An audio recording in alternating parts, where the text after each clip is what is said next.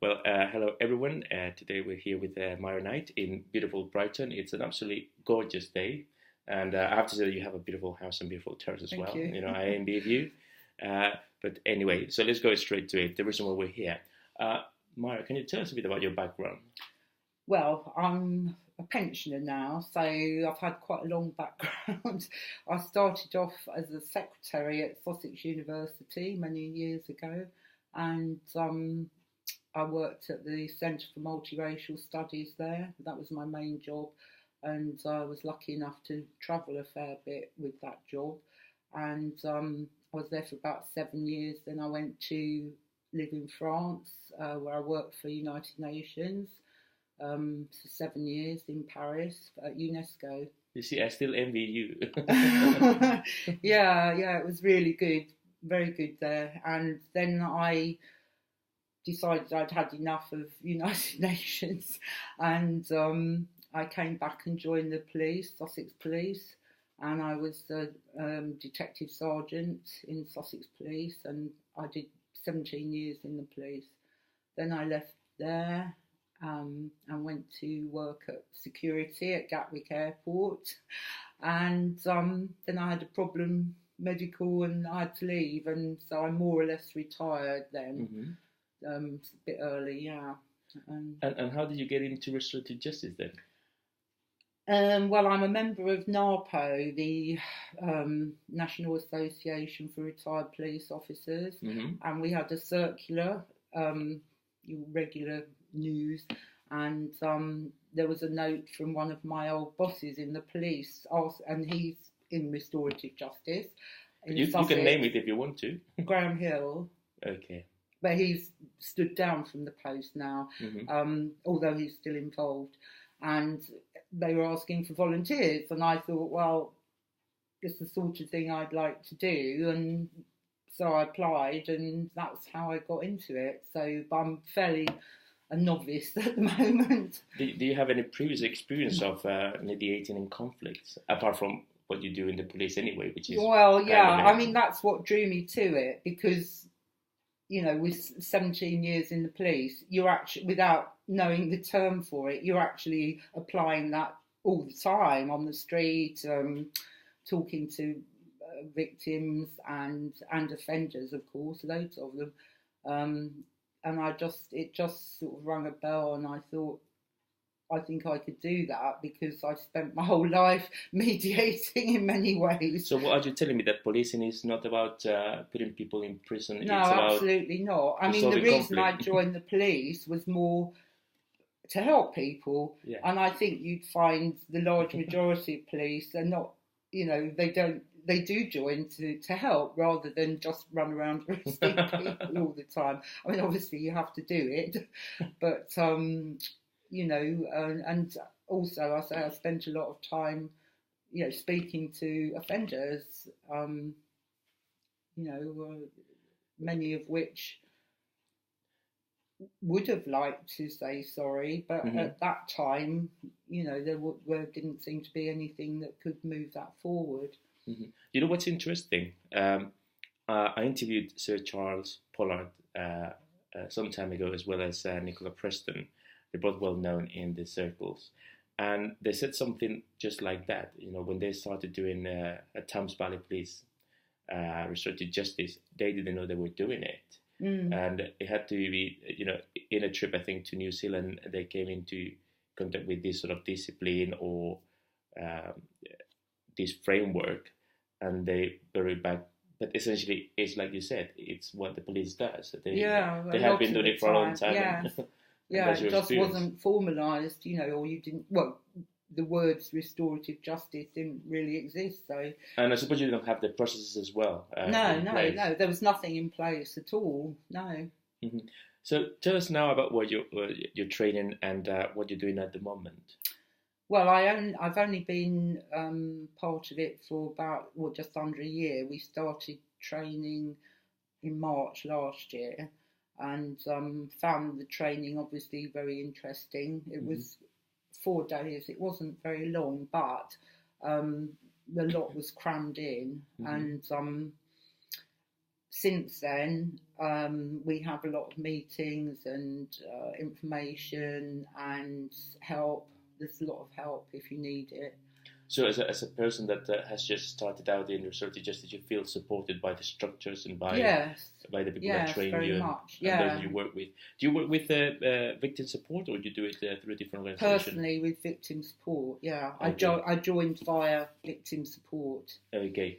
And what's your experience then? Have you done?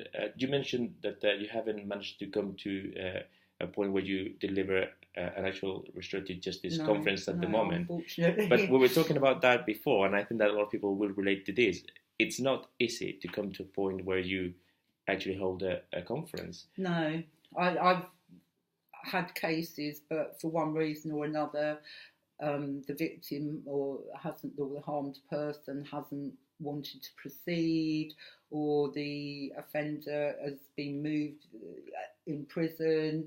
It's very difficult. It's quite a long process, especially if the offender's in prison, because they get moved all the time, and there's a lot of arranging and trying to get things to come together. That's really interesting, because I think a lot of people that get into restorative justice, they obviously do it. They don't do it for the money, right? Oh no! I'm a volunteer. So.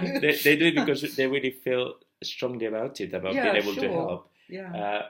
And sometimes I think that expectations may not be managed in the sense that you go in thinking that you're going to be helping people every day, or a fair bit of the time, and then what you end up doing is a lot of process work. You have to telephone people in prisons and trying to get contacts, and also that can be difficult from what I understand from other people as well. Just trying to get prisons to cooperate. Some appear to be very good and others sort of not really interested, but that's from other people that I've heard that, because I haven't actually been there yet. So I am due to do a course at Lewes Prison for 3 days for vetting and ease in the future to go in there, speak to people, so that'll be interesting. And what's your experience of working with the police?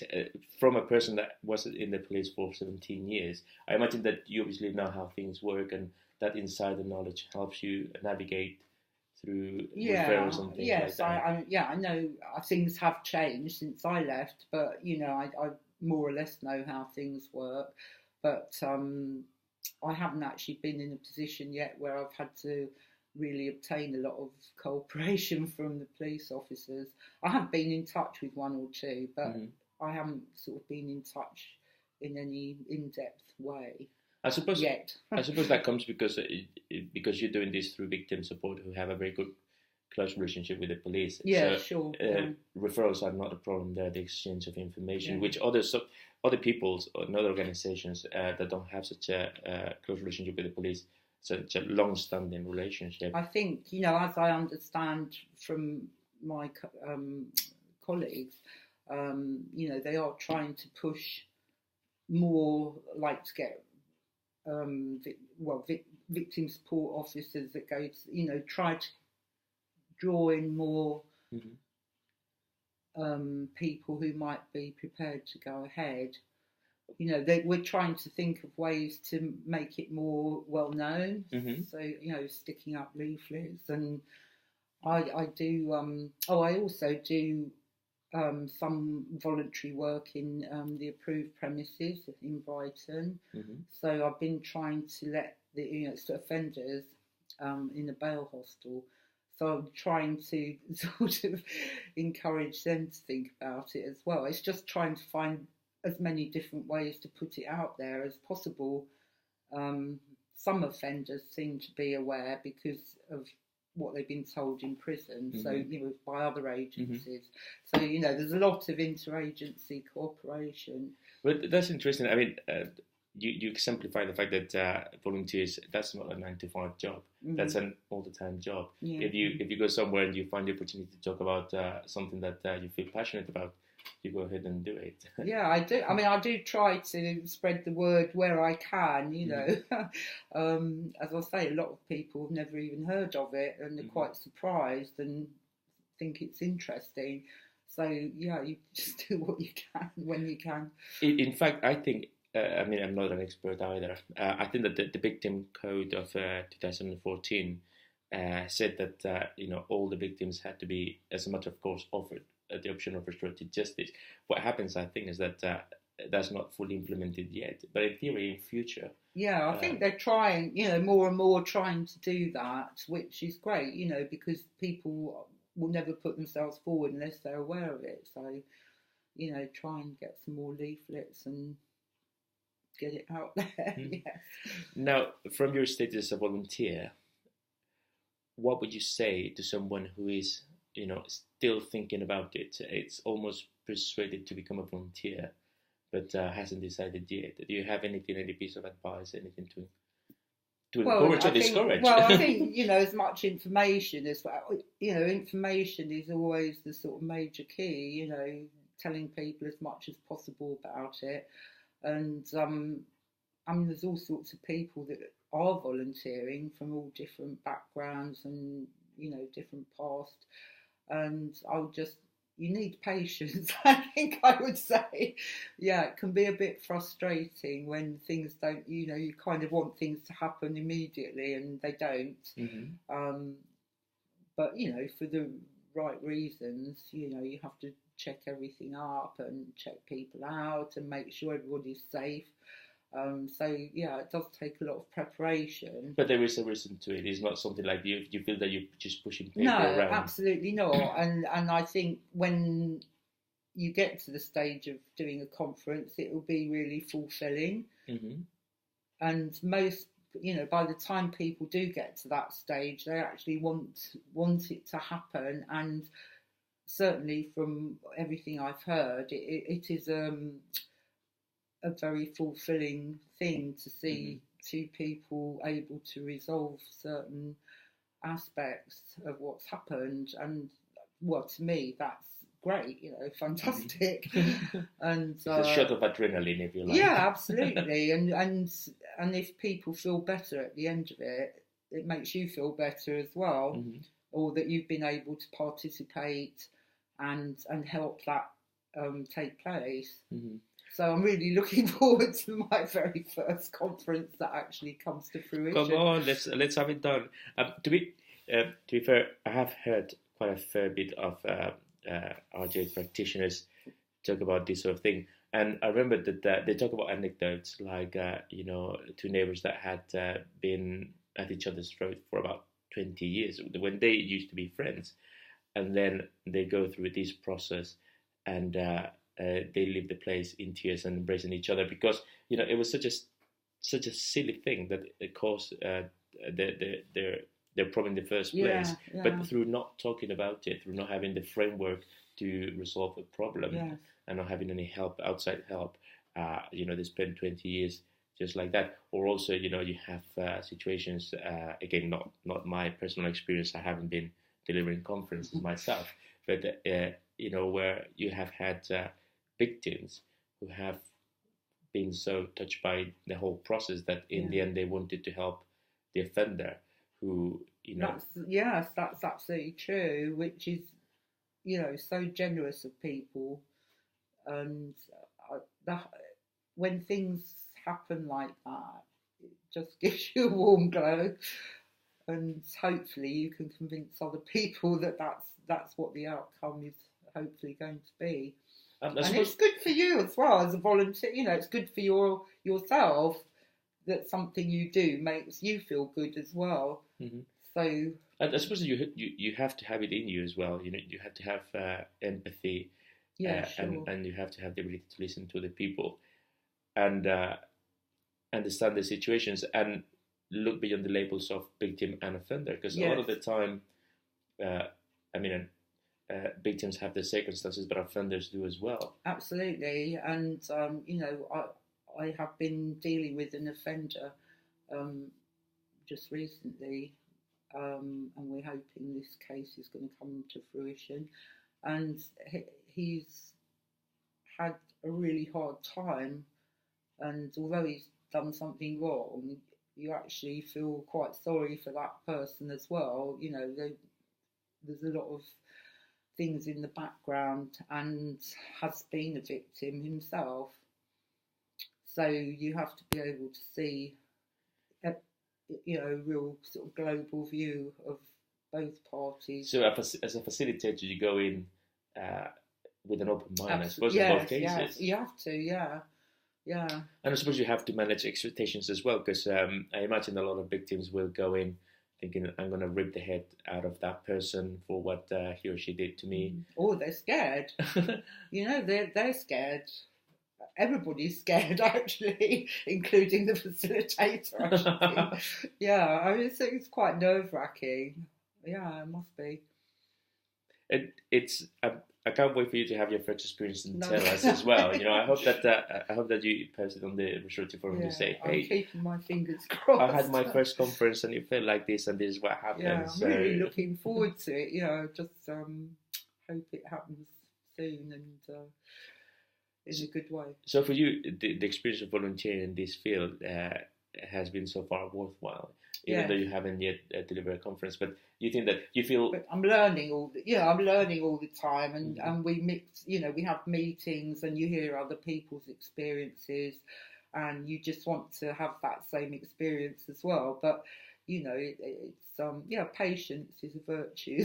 and I suppose you have a sort of a group of people that you see and you meet in person with, and they act as a support unit for you as well. We have a manager, and we can ring any time and contact any time for help. All that, the help is there, and support. And if you're not sure of anything, there's always somebody will help you and tell you. So it's really worthwhile. That's very good, because some people that train think like, or they are thinking about training, they think, well, that's going to be the practitioner training 3 or 4 days, and then it stops, and I have to get referrals, and I'm not prepared, or I don't feel prepared to do that. There's a lot of support for the volunteers, absolutely, and we have kind of ongoing training as well. So you're kept aware of the processes all the time. So from that point of view, it's excellent. You're never alone. What would you tell people, like we said, considering volunteering? Would you say go ahead and try it? I would. Well, yes, if you don't try, you'll never know. And I think it would be a really fulfilling experience. I say you just have to bear with it and have patience till you get your job. But even the jobs that fall apart, you're still getting the experience of contacting people and knowing who you need to contact. So even the cases that don't come to fruition, you're still on that learning curve. Mm-hmm. And certainly in Sussex, we feel we have a lot of support from everybody that's involved, and it's a good social thing as well. Like-minded people. Yeah, exactly. So the people that you're working with have the same mindset. Yeah. Mm-hmm. I put a poll on the Restorative Forum some time ago talking about what are the key things for you to consider when you're changing jobs, and quite a few people said that it was working in a nice environment with like-minded people. Yeah. So I think in this environment it's not about money. Definitely not for volunteers. No. But I don't think it is for the people that do it professionally either. But having a good environment where people support each other, and that you can have nice people around you as well. That's very important. Well, it makes life a lot easier. Yeah, sure. Yeah, and knowing that you have that support, you're not just stumbling in the dark. There you go. Well, my last question before we go out on the very nice day today here in Brighton. Like I said, you have fantastic views. I should turn the computer so that people can see it as well, but I won't. What are your expectations? What do you hope to achieve in the future? Well, just hope that I can, get people together in these circumstances and achieve a good conclusion and feel good about myself, feel good about them. Hopefully get people more aware of what's available. Really sort of get out there. We all the time are trying to think of ways to to inform people of what is available. So, I would like to get involved in some sort of outreach information, maybe even in schools or something like that. In the meantime, waiting for my first conference. Well, hopefully that will happen soon, and it will have a good conclusion. Crossed. Yeah. Well, thank you very much for receiving here your beautiful, beautiful house. I can't get over the views, really. It's, you're welcome. Also very lucky because it's such a beautiful day as well. So thank you very much for your time. Thank you.